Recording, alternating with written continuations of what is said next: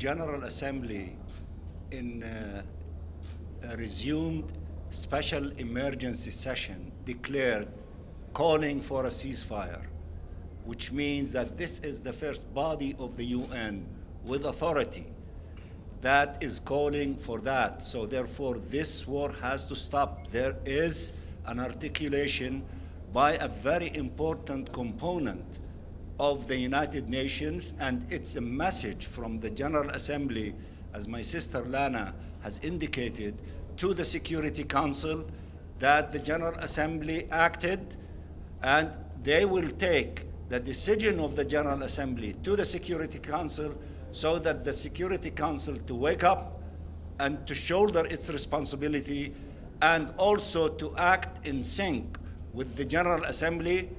And Israel has to obey.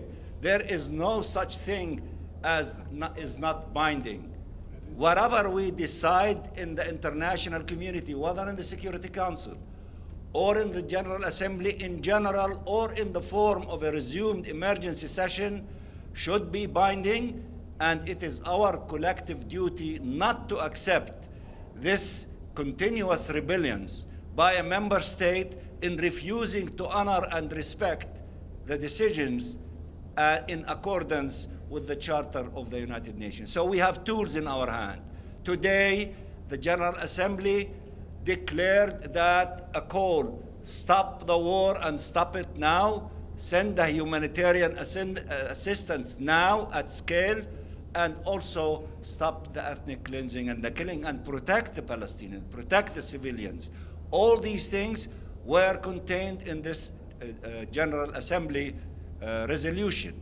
Therefore, we will take it. The Security Council has to take it in order to maximize the political pressure on Israel to stop this war and to save Palestinian civilians, including children and women and the elderly, from dying as a result of this war. And let me also add, we are grateful for a large number of Europeans who did not vote in favor of adding the amendment, which failed.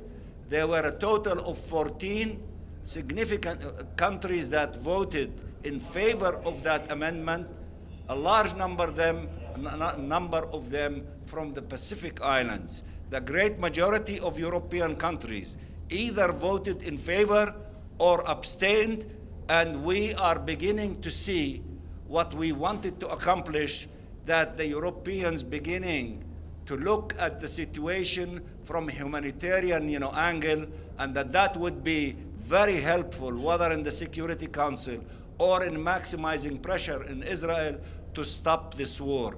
These elements would help us as we move forward in the direction of stopping this war against the Palestinian people and saving lives. We want to save lives.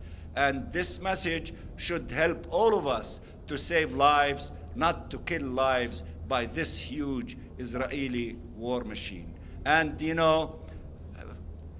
we will assess and evaluate as a group and with our friends, not only from the OIC, our brothers and sisters, but also from other groups, from the Europeans as well, that we will not accept that this war to continue and the killing of the Palestinian people to continue. We are today, after the voting, in a better position than before the voting, that would allow us to get closer to succeeding in stopping this war, and then begin to think of the day after, to think of justice, to think of fairness, to think of a political horizon, to think of ending the occupation and allowing the two-state solution to become a reality.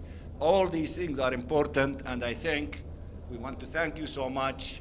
And also, it is great that you appreciated what we did in the draft resolution regarding journalists.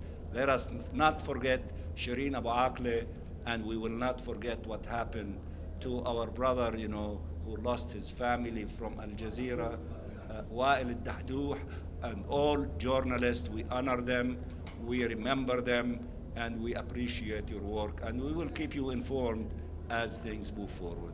Thank you very much. And